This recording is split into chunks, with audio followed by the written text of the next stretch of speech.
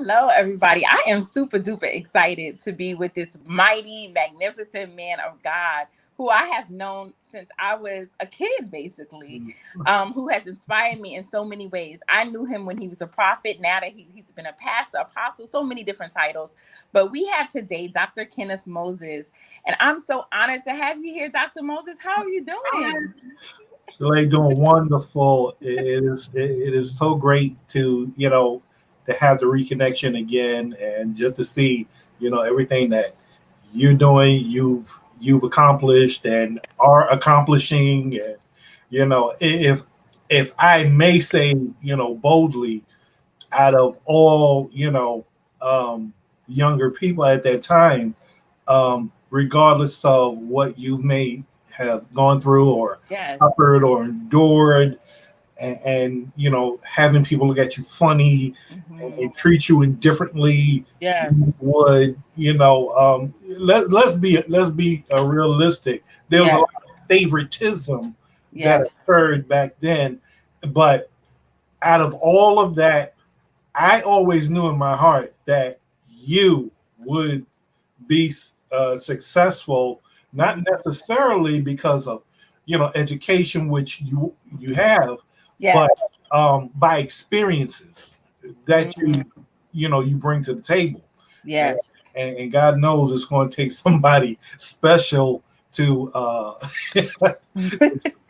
to tend to you. Yes. Oh my God. God knows that. I am just like, so ultra and super proud of you. You have Thank no you. idea. And, Thank you. that's why I push, I encourage you. Yes. I You're can't one of wait my to biggest see supporters. I more. really, but you've always been a big supporter. I wouldn't tell you that years ago you were like trying to get me to learn Hebrew. Oh my God. I wish I would have took the time out to learn Hebrew. But more importantly, I remember you standing in the gap for me when I went through some very rough moments and praying for me and prophesying over me and just believing the best about me in times when people would not even believe who I was when I was a teenager. You know what I'm saying? Yeah, That was sometimes another story, you got to really, in a person, you really got to see way ahead Yes. of what uh, what where they are right now. It's good. And that's exactly what I saw. I saw nothing but success. And once again, I can't elaborate enough based on your experiences. Yes. And it's just bad when you do your best and you're judged and you're Yes. judged harshly by Mm-hmm. those that's supposed to know better. But however, look, when God touches your eyes to see a person in their destiny Yes.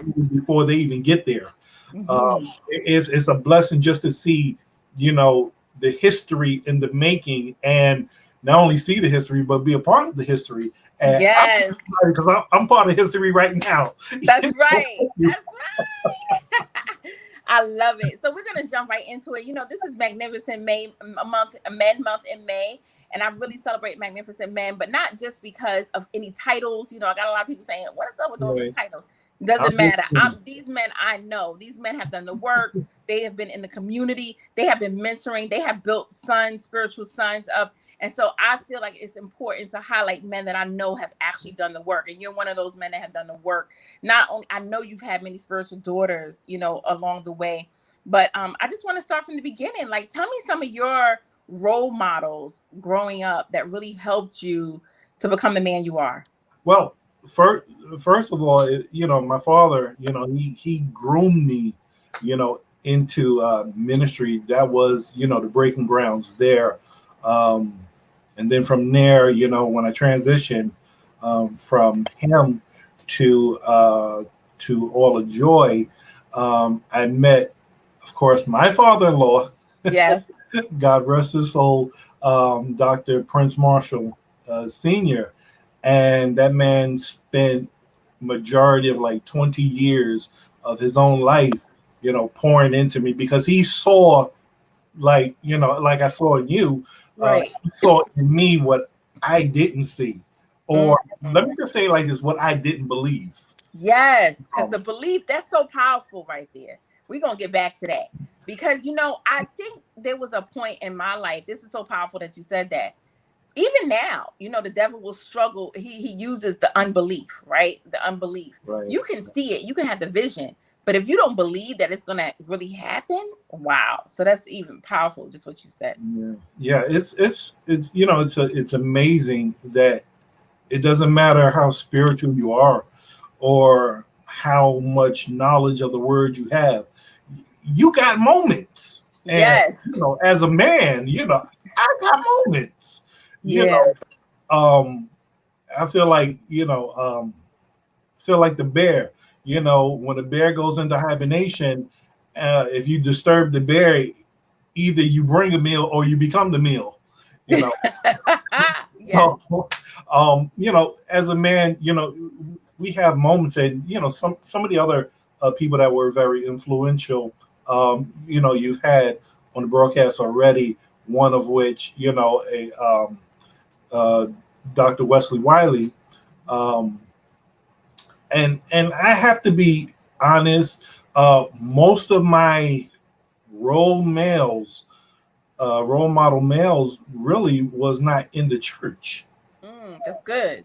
And it's because the things that I suffered, the things that I went through,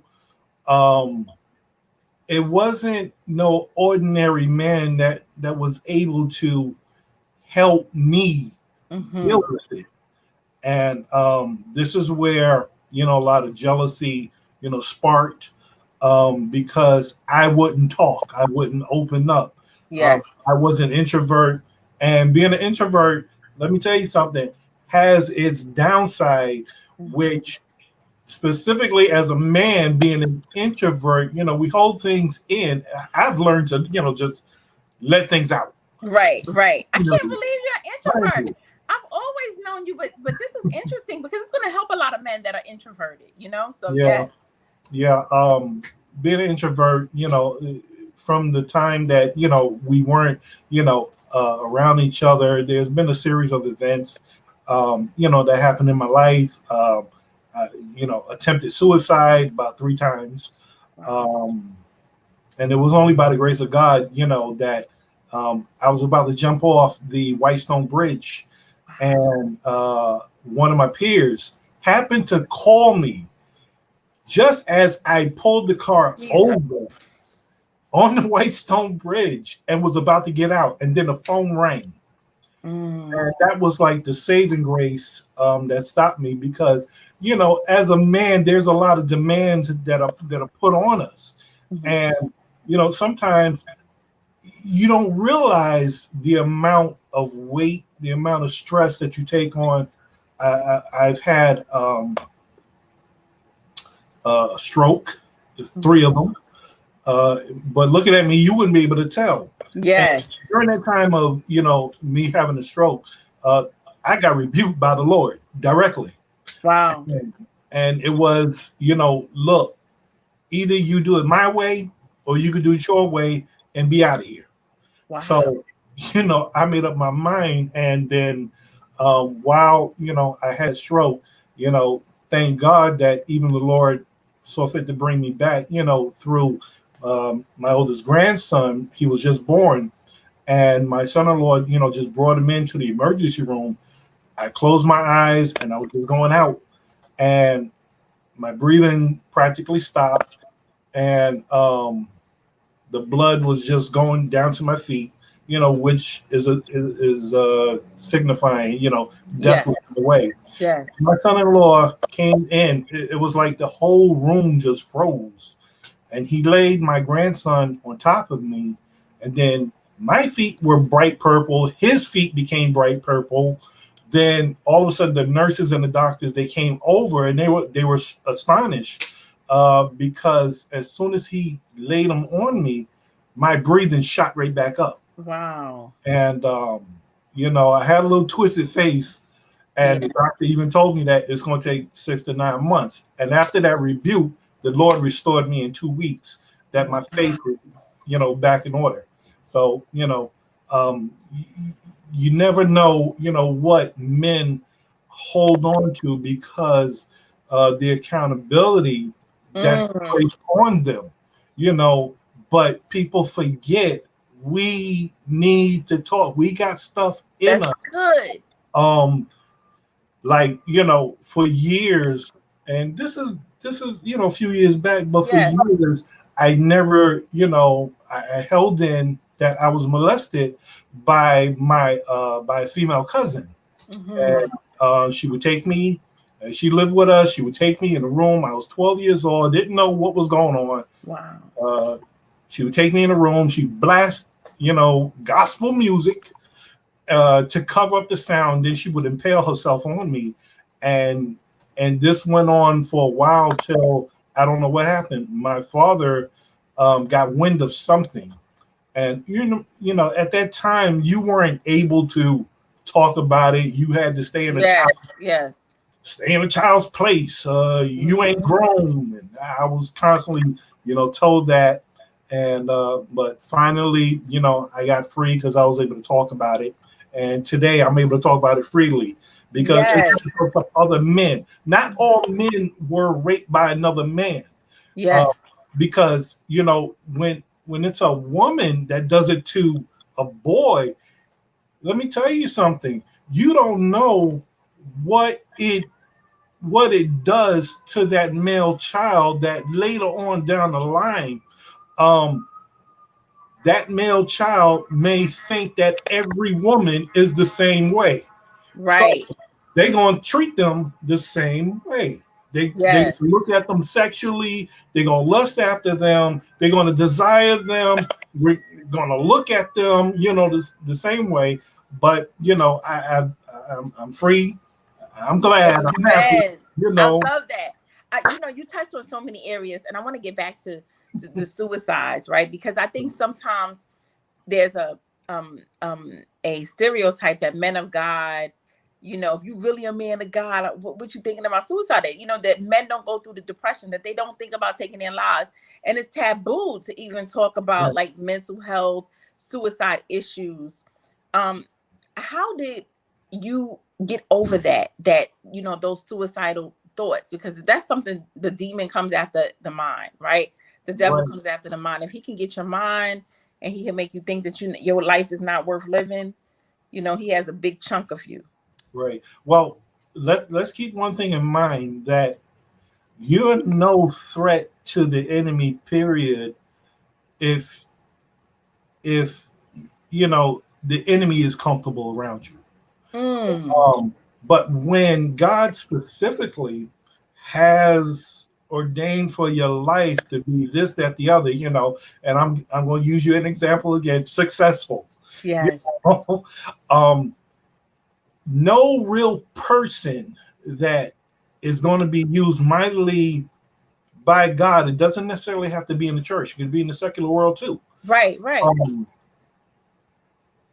No real person that is going to be in that category is going to be successful unless they've had satanic attack. That is the real acknowledgement of who you are. Not when people come after you, but when Satan himself come at you and do all sorts of stuff. We both, Chalet, we both outlived the lie. Yes. We overcame what others failed to see in us. So what did we do? We took our experiences of pain, of hurt, of struggle, and we took all of those combinations, and we made it work for us. Yes. So the only thing that I can say is that it was all God, and then my family, they surrounded me. They kept my heart covered. They kept my mind covered. They built a hedge, around me. They made sure that my mental health was good. I had to get, now let me just say it like this. I had to get professional help because everything is not going to happen inside four walls and the door. So okay, say that, okay, because me too. I went through years of counseling. I know that people think that we look all good now. I try to be the best person I could be. You know, God has blessed me. Right. But, you know, a lot of people don't know that story. They don't know. I mean, I've gone through a story even after. But the story I went through, especially when I was a teenager and young, there were times I thought the devil was just trying to kill me. You know that. Yeah. You know, there were times that I felt like, oh, my God, I just, my emotions have been stripped from me, that, you know, that I was just going through. So I understand exactly what you're saying, through the grace of God. And the same thing, my family, you know, a combination of my family covering me, a combination of me really looking in towards God and professional help. Okay. Everything is not, your pastors cannot solve everything that's going on with you. Okay. We have been relying so much on the leaders of the church, and we need to get out there sometimes and go see a psychologist. Okay. A psychologist, a psychiatrist, a neurologist. Listen, I had to go through them all. You know, this was no easy process, because people that knew about it and you know, try to use it, you know, against me. And that's when I said, okay, we're gonna fix this. That's right. Let me do a live. I did 3 lives about 3 years ago. I did 3 lives, and I talked about suicide, and I gave my testimony. And one thing that I firmly believe is that you admit your faults and your failures before somebody else comes along and tries to exaggerate on them. Yes. You know, because an exaggeration can contain a truth, but yet it'll end up a lie. And so can't nobody tell your testimony but you. That's right. And this is, you know, I am what I am, you know. All I can say is God, family. I got maybe 3-4 friends on one hand. You know, confidentiality is a must. Yes. When you're dealing, you know, with the psychological warfare. And I'm going to tell you, I got a book that will be out. Yes, please. Probably next year. Yes. And it has a lot to do with psychological warfare. Good. I can't wait to read it. You know, in there also is composed of talking about why, you know, men leave. There are good men that, you know, are out there. Yes. But, you know, the different variations of why they leave, say like good relationships or even good marriages. Please tell us. Give us a tidbit. Wait, I gotta hear a little bit of that. Come on, give me one little tidbit, please. Well, the reason why, you know, men do leave up out of relationships, whether it's a marriage or a courtship or engagement, is because we're stereotyped with, you know, already a liar, so to speak. We could even tell the truth, and it'll get turned around that we've lied. We can have proof, right? We get turned around that it's a lie. So, what men tend to do is say, "Okay, since you feel that it's a lie, I'm going to prove to you that I lied," and they will go out there and will do something stupid just to prove that point. Right. Even though it's not in their heart to do. Yes. Yes. But they'll do it anyhow, because one thing about a man, you know, wants to feel needed as well. Yes. Wants to feel not just love, not just romance, but, you know, just the need. Yes. Of him. And there's so much, you know, more meat that you know I'll be giving. I'll make sure you got your personal copy. Yes, I can't wait. There's so many things, good things in there. So I want to talk about, since you kind of talked about men, and you know we're dealing with men, I want you to think of 3 things that you've been told as a man that has been life-changing for you. Like, if you had to give advice, because I know you mentor young men and I know you mentor couples, and what are the 3 life-changing things that you live by as a man that has really taken you to the level after level? Well, as a married man, you know, after, you know, numerous of failed relationships, I had to realize what patterns what I was doing. As a man, That's you good. have to assess if you keep on having failures in relationships, you need to stop with all relationships. Yes, Figure out what your problem is that's good. and see what the patterns are within why things kept on happening. Because for the same thing to happen 3 times, that's a red flag. Yes. Okay. With that in mind, um, search out the pattern of why you keep getting in this. That's one. Two, one of the other things was being overconfident in sharing how you feel, sharing what you're going through. It's different. You ladies, y'all got wonderful support groups, and Yeah, that's so true. y'all got it going on. Yes, I often say that there's not enough out there for the men. No, there isn't. And Mm-hmm. when there is an opportunity, usually, a man gets stabbed in the back. Now, they're doing it, to his face directly. Yeah. So this is where now suicide attempts, it leads to, because it's like, who do I talk to? No matter what I say, I'm wrong. Yes. The other thing is for a man to, to finally know his own worth, know how valuable he is, Yes. know what he's able to bring to the table. One thing, my wife and I, what we've established is that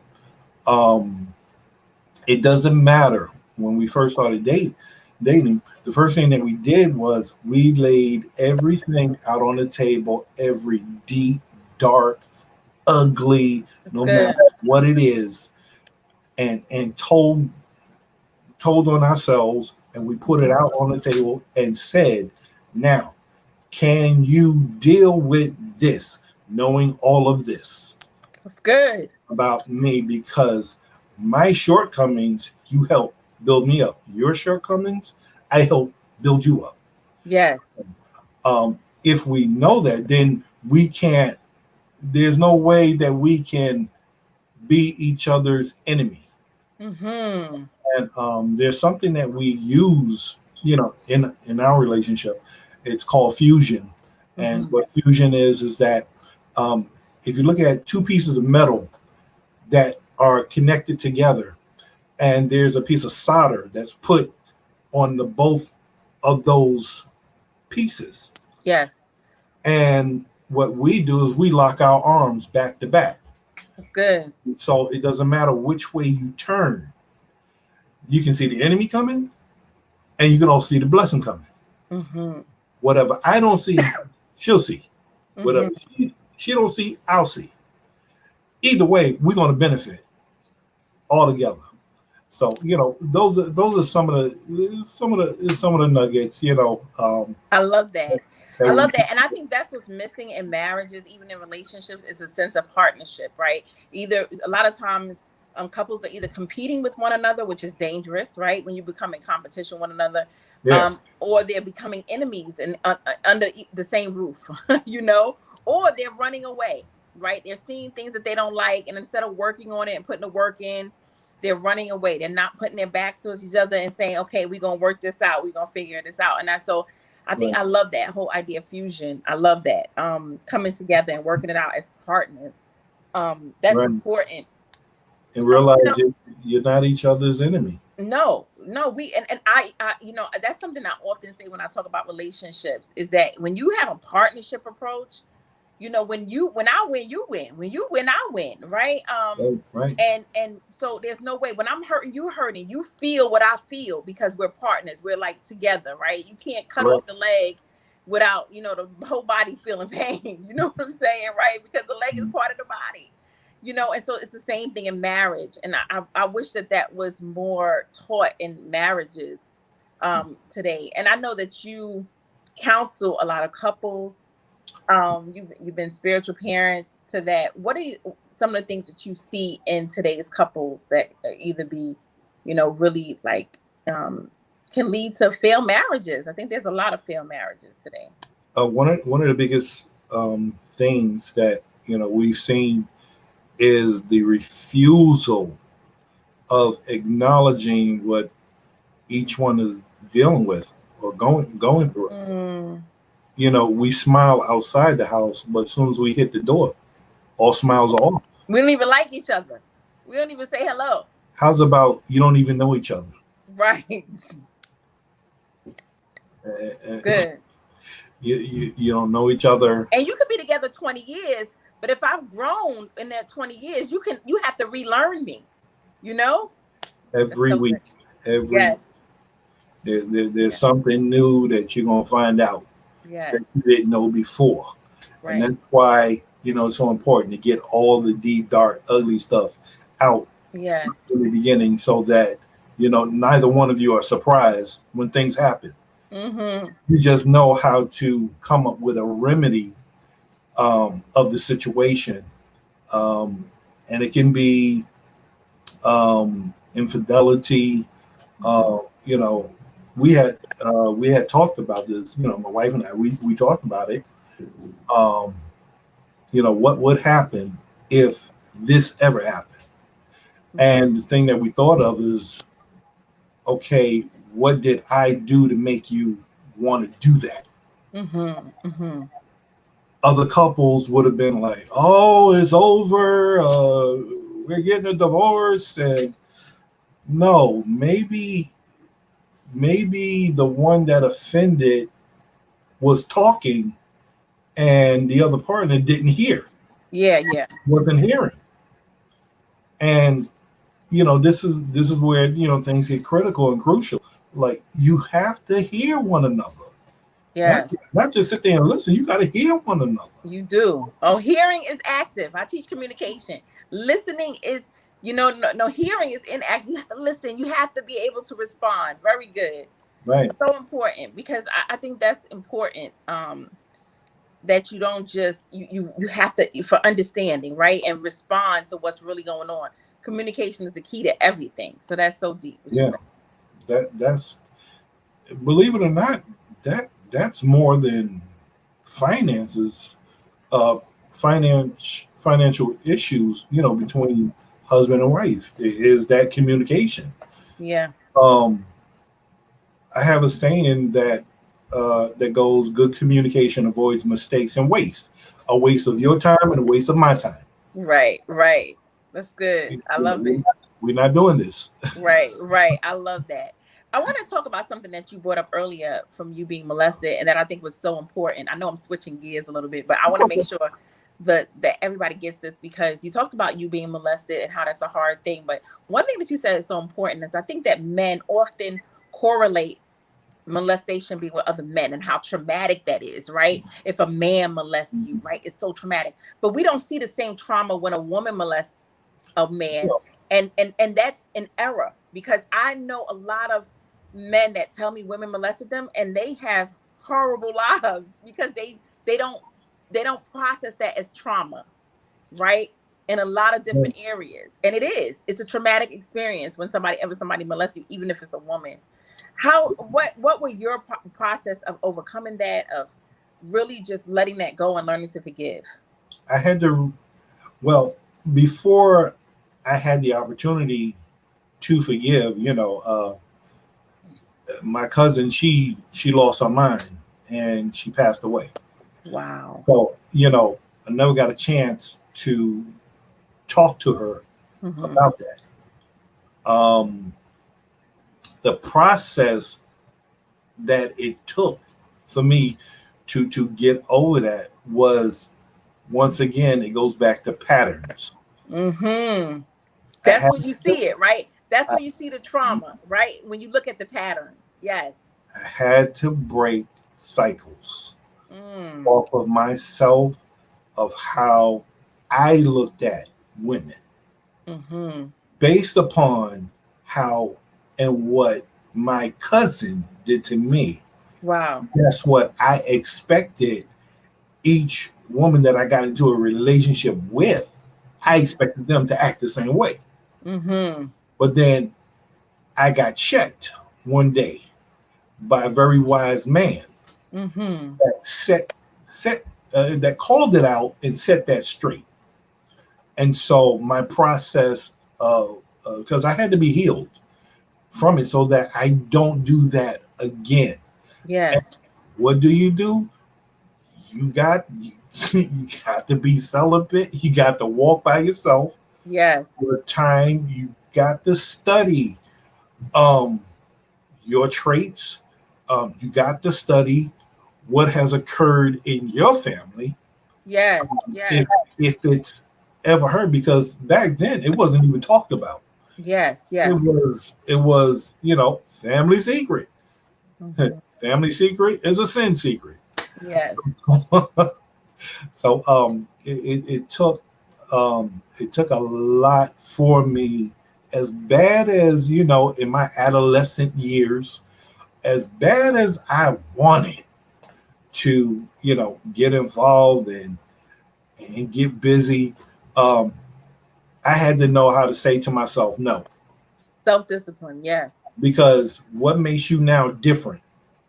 Because Mm. if you go and do the same thing, all you are is just a male doing what your cousin did to you. Mm. And so it took a while, Yes. because these things, they not only lead to other molestations, they lead to physical violence as well, because when a man doesn't get his way, you know back then, he resorts to violence. Yeah. Yeah. And so, enough of destroying people. Now be a worker, be a servant for them. Mm-hmm. And, those are the things that really help me, overcome, and professional help. Yes, we are going to keep on saying that professional help is needed and necessary. Okay, we're not going to forget that, Dr. Moses. So important. You're such a, when I first met you, you were such a prolific prophet. I know God still uses you prophetically. But I know we talked about this a little bit privately, but I love what you put on Facebook. You always are dropping some jewels on Facebook. If you do not follow this man, please follow this man after this, because he is always dropping some jewels. I was like, yes, you just read my mind. I just talked about that last week. So I'm always agreeing with some of the stuff you put on there. But Thank you. as a prophet of God, back in the day, we grew up in a ministry where we experienced real prophets, right? That really loved us, for the most part, and really cared about us. Of course, there have always been false prophets, but we knew the difference, for the most part, Yeah. because we were trained and we were raised in it. But today, I think there's such a thin, a thin line of, so many people with, these titles and, wanting to be prophets and leaders of the church. And a lot of the time they're just messing up people, messing up their hearts, messing up their mind. There's a lot of greed in the church. It's all about money. What do you see as some of we're going to talk about the solutions, but the downfall, and you can talk about the solutions if you want to right after this, but some of the things the church struggles with today. Okay. Real quick and real sharp. Mm-hmm. What I'm going to say applies to all. Okay. Whether it's an apostle, a prophet, Yes. evangelist, pastor, teacher. Yes. The failure has been lack of teaching, lack of sitting under someone that knows more than you, and learning correctly, is able to prove correctly, can do it by the scripture correctly. Yes. And not manipulate or abuse you while they're teaching you. Wow. Yeah, That's a big one. It happens because people feel the need that to get a seed after you taught them what. Right. Exactly. You trained them what. Right. And I have now an up and running Academy of Apostles, where we literally train and nurture the foundation of the apostleship, because there's so many apostles out there that are looking like bishops. Yeah, Yeah, so true. I said it. I said it. Right, right. You know, um, I've been one, Right, for right. X amount of years, and this is why I thank my father-in-law, Dr. Prince Marshall, because before I could even walk in it, he made sure that I knew exactly what I was about to do. Um, Education, lack of understanding, it's not even necessarily rebelliousness. No, people get so quick in their flesh, and instead of sticking the foundation, they'll use the method of, you got to change with the times. No, times will change. However, it is not good change unless you got a foundation to fall back on. And unfortunately, now I'll use the apostles as an example. Unfortunately, most apostles could not even name all the original 12 apostles. Wowzer. Okay. If you ask them, pop off the names, couldn't tell you. If they ask you what is an apostle, look, it's more to it than prophesying and raising offerings. That's not an apostle. Exactly. If we're gonna prophesy, we're gonna talk about your destiny. We're not gonna talk about your house, your car, your money, your promotion, this, that, the other. Those are things that'll tickle the emotions of a person, and all that is a possible word of knowledge, Yes, it's a difference. It's a possible word difference. of wisdom, but it's not prophecy. The Bible declares to us, 1 Corinthians, the 14th chapter, tells us what is prophecy: edification, exhortation, and comfort. That's it. Mm-hmm. And others are that are seasoned or mature are to judge what's being said. Mm-hmm. Mm-hmm. We don't have anybody judging the word. Everybody wants the wow factor. They Mm-hmm. want to be spoken to openly so that their enemies can hear. It's so annoying. Yes, yes. And there is, if and I say it like this: if we were to drop you off in a jungle where the people don't know your language, they are not learned individuals, there's still tribes out there that don't even, you can't even get near the island without getting an attack from them. That's so true. People don't know that, but that's true. um if we were to drop you in there, what is your tongues gonna help you? Mm, Is you prophesying going to help you? right. Or you going to try to at least have the decent language of hello of those people? That's good. That's a good analogy. What are you going to do? Right. What is, I often say that too, because I guess both you and I are like that. We get so annoyed sometimes with the church people and, what goes on in the church, because, I feel like the ministry is so much bigger than the building. You know what I'm saying? The ministry is, yeah, yeah. And so many people, they are so churchy and so, over religious, zealous, spiritual people that if you put them in the middle of the hood, they couldn't save a soul because nobody would know what they're talking about. Nobody would but even know what to start. They don't even have any reference to save any souls, So their permanent residence is in the church because that's the only place that they can communicate with other people. and have flesh on parade. Yes, yes, yes. That also, which is equally terrible. I will say, but yeah, Yeah. I agree with you. I think that's such a good analogy. And what's the solution for the church now? We live in such weird times. The solution still remains people to stop being prideful, thinking that they hear God 24/7. Listen, God ain't talking 24/7. Yes, we know that. That's why you got the Holy Scriptures to read. So That's when he's right. not talking, you read to see what he's saying. Mm-hmm. What the solution is to repeat that first works over again. Get some understanding. Isaiah even mentions that the Lord God has given me the tongue of the learned, that I may know how to speak a word in season to him or her that is That's weary. right. He has wakeneth my ear morning by morning. I hear Mhm. of the learned. I speak as a learned, and I was not ashamed. Amen. Paul even encourages us to study ourselves, to study to show ourselves approved, a workman unto God, not needing to be ashamed, rightfully dividing the word of truth. Yes. Um, so we have both Old Testament and New Testament, covering that. So what I don't get is the apprehension and the reluctance of wanting to learn.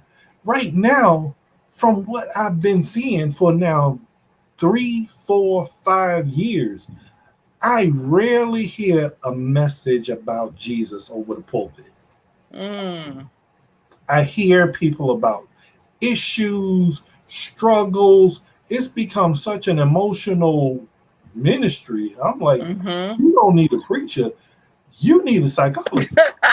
Right. And I think that's been a wave of I agree with you. It's a wave of the new church, you know what I'm saying? We're gonna talk about other things than Jesus.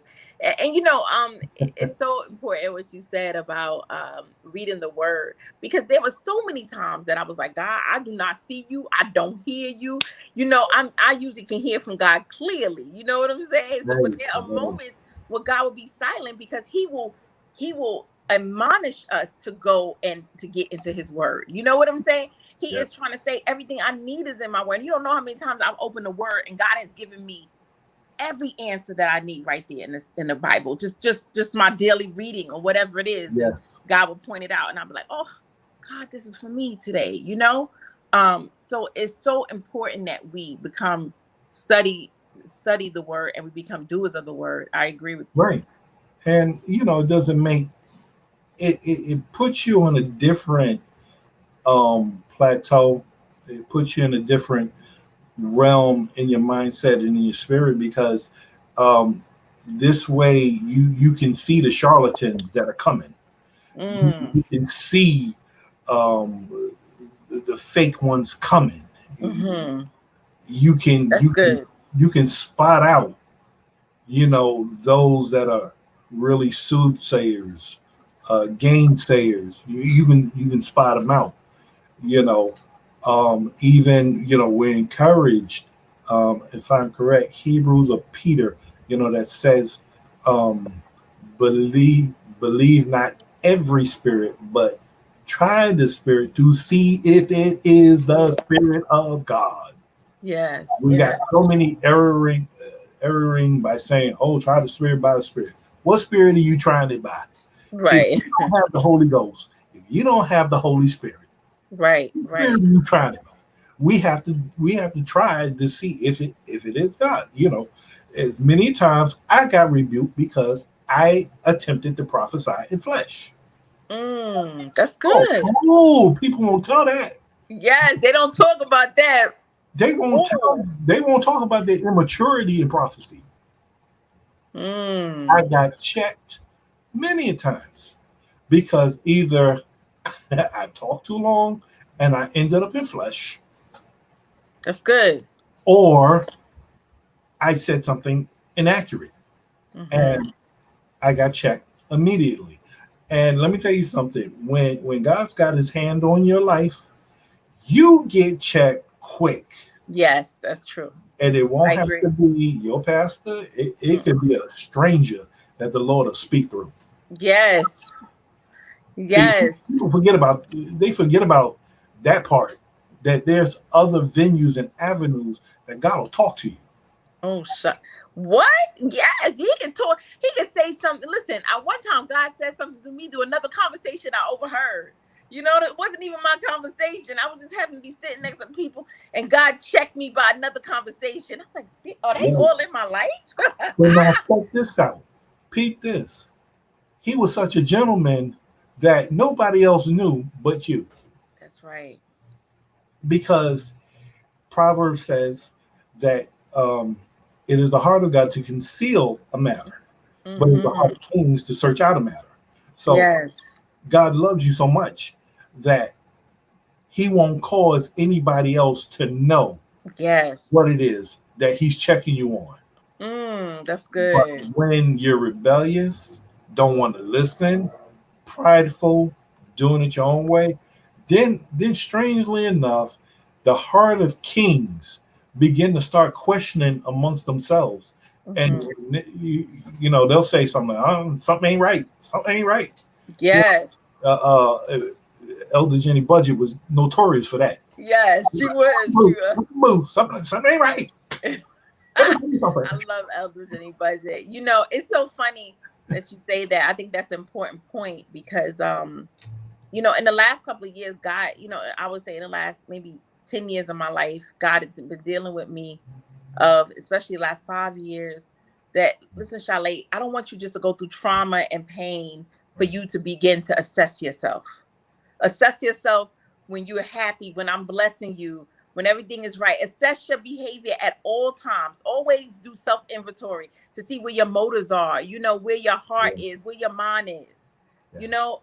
And so sometimes we wait until we get into these traumatic situations, you know, where we say, oh, where did we go wrong? You know what I'm saying? My godmother said, in all things give thanks, even in the worst things, you know. And I've learned to do that because even, you know, whether it was me breaking up with somebody and it really hurt me, and then saying, God, thank you because I didn't see this, or I forgot you in this moment. You know what I'm saying?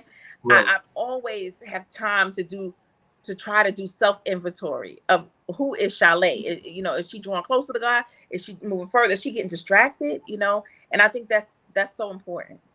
Yeah, it really is. You know, it doesn't take much to break a cycle Yes. that is potentially causing you harm, Mm-hmm. to stop. You know, every so often, I personally sit myself down, literally, don't do nothing ministry wise, because Mm-hmm. I have to assess myself, because there's other lives that I'm responsible for. And if I don't do that, I will self destruct, and Yes. they will self destruct, and whoever is under them will self destruct. So good. And so, you know, there's a lot that, you know, I've learned over the years, not necessarily by education purposes, but by experience purposes. Look, admit your faults before somebody Yes. else comes along and exaggerates on them. Mm. And that's a saying that's one of the sayings that I govern, you know, myself by. Now I love transparency. I talk about it in a heartbeat. Yes, yes, yes. That's a process in itself, right? To get to a Yeah, point, yeah, yeah, where you are transparent. Like you know, I went through something and I said, God, I never want one of my models that I have on my walls. I never want to live a private lie. You know what I'm saying to myself? Where I'm lying to myself about what's going on with me, right? And so I've been to this point that I'm like, look, if I go through something, yeah, that's what I went through, and you can't break me about stuff that I went through already, because God has already cleaned that slate. I've already forgiven. I moved past that. So yeah, I did that. I'm quick for that. Yep, that was me. That was me. You know, and I think that's some things that a lot of Christians, a lot of people of Christ, just, you know, people in itself just fail to do because we're so embarrassed. We're always trying to have the right story, the right yeah, mind frame, the right look, you know, the right everything, especially in this day where everything is image wise and, you know, visual, you know. yeah. And see, being a covering, and it doesn't have to be a covering in a church. Mm-hmm. Yes.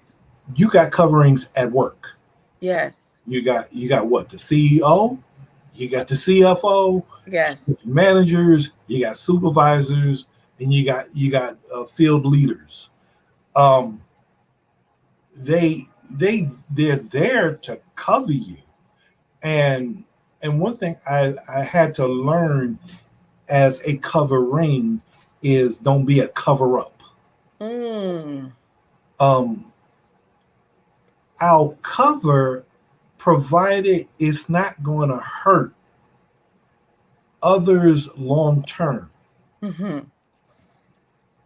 But I won't cover up. That's good. If it's going to cause detrimental damage, we have to now talk, because I've lost. Let me just say it like this: reality. I've lost sons and daughters, spiritual sons and daughters, because they didn't want to listen. I knew they had issues, and my advice to them was, sit down for a minute. Didn't listen. Self-destructed. 3 of them actually passed away. Wow. Didn't listen. And this is why I even bring out the point of, we got so many that have passed away within the past year and a half, passed away. And some of them were buried in their beautiful garments. Yes. And we got people saying crazy stuff because they don't know the doctrine of death, according to Scripture. Yes. Now, that being the case, the only one that really knows whether they're going to make it in or not is God. Right. We got people saying, I'll see you in the morning, or I'll see you again. But what if that person's final resting place is hell? With a garment on. Right. I have no intention. Well, he said that very few will make it, right? Didn't he say it? By the skin of their teeth. Right. And so, I even told my family, I said, look, I ain't saying I'm perfect. I ain't got it all together. Yes. But however, put me in a black suit, white shirt, and a black tie. Right. Because I don't want to be an embarrassment. That's right. No, I doubt that you'd be going to that place. I'm sure that God will welcome you in with open arms for everything that you've done for so many people, and the people that you brought in. Nobody's perfect, Right. But these are realities, though. Yes, totally. People don't consider. People say, my mother's looking down on me, or they're looking down on me, or as if that person knows, right. Know you. Well, The Bible says what? The day, Paul says, the day we die, our thoughts perish. Yes. So we will have no recollection. Because if we did, then that means that there's an opportunity for sin to enter into heaven. Yes. God ain't having that. So, that's good. I love that. That's a good word right there. I want you to speak to young men, because I feel like, young men are dealing with something different than what the older men are dealing with. What things for those that are trying to become men? Let's say they're not fully in their manhood yet, but they're males becoming men, and it's such, they do have, to feel this weight as a man, right? To come into manhood is weighty in itself, right? What are some things that you found that help you make that transition, cross that bridge from male to manhood? Well, one of the things specifically, and I'll use my sons for an example, because I tell all my children, look, I don't care how bad you did something of. Say something before, because there's no perfect child. Right. I I know that. I can attest to that. Um, but the biggest thing is when you have young men that's made mistakes Mm-hmm. and they take on the attitude of so what, I did it. Mm. It's because they don't trust anyone to be able to mentor them by what Mm. they've already seen. Wow. Okay, That's good.